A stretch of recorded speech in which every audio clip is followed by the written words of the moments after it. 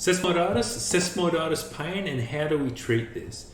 So we often get asked, why does the underside of my big toe hurt? And quite often the cause of this pain can be sesamoiditis. So to understand what sesamoiditis is, if we take a look at the anatomy of the foot, so if we see these little, so you've got these, this is our left foot and this is the big toe. This is the first metatarsal here.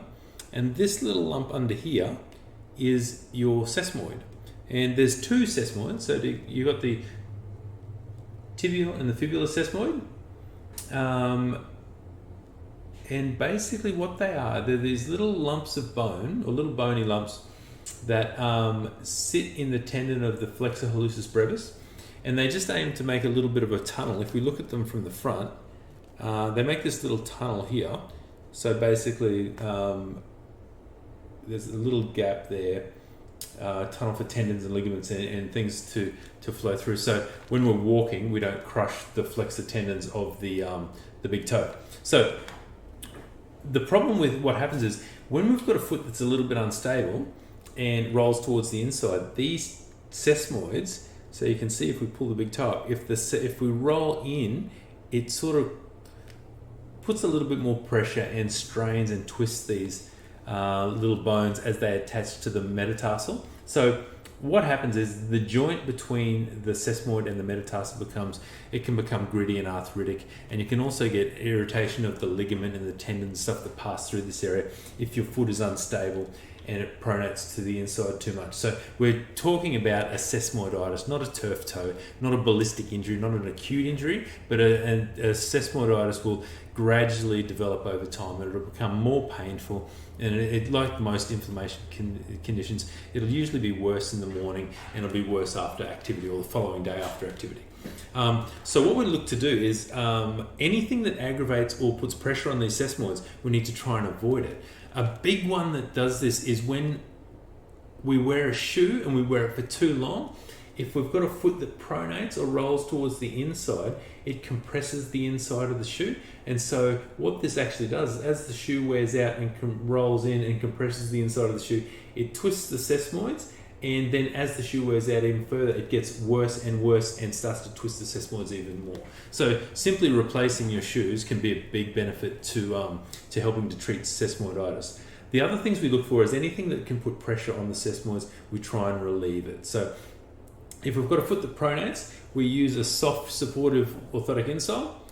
And the aim of this is to support the arch, limit the overpronation, and cushion under the sesamoids, which sit right about here, with a nice soft supportive insole. So this is the Ergonx Ultra Soft. This one's we use very successfully for cases of mild to moderate sesamoiditis, and this helps to take some of the weight in the arch and also cushion the sesamoids.